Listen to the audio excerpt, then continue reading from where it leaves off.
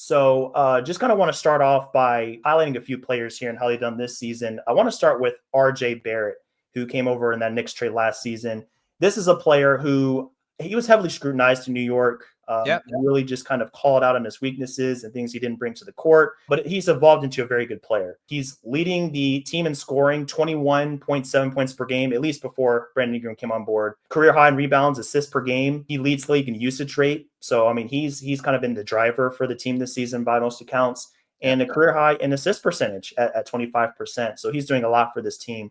But S, what have you noticed from RJ this season, kind of being the leader here and just kind of helping bring this team into a new era?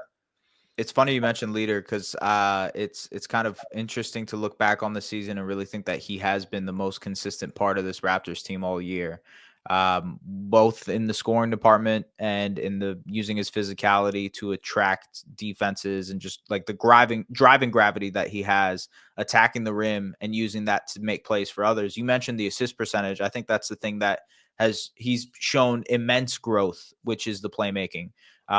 He's been better as a pick and roll ball handler. I would say for the first 2 or 3 months of the season, he was like a top 10 pick and roll ball handler and was one of the most efficient pick and roll players in the league. I think that's dropped a little bit recently, but for the first couple months, he was that good as a playmaker and as a passer, and especially as a guy who could get downhill and finish in traffic. So the two areas where I think RJ has really taken a step over his first year with the Raptors really is the playmaking department and just finishing in and around the basket more frequently. In New York, he would get to the basket, but he wouldn't finish at the basket well. And now he's finally finishing as well. Now he's actually completing that second part of the equation. And so there's this growth, both, I guess, as a leader off the floor, as a guy who's kind of rallying the troops, but also on the floor where he's just kind of refining his game. It's hard to like the fact that he's still 23, 24 years old is kind of surprising to people because he's been in New York for so long, that it kind of is jarring when you hear the fact that he's still so young and still trying to figure things out. The man has not even hit his prime yet. There's still areas of his game that he needs to improve. Defensively is one of them. And I know he's talked about it for the last couple of months of stepping up on that end and being a part of the solution for the Raptors defensively.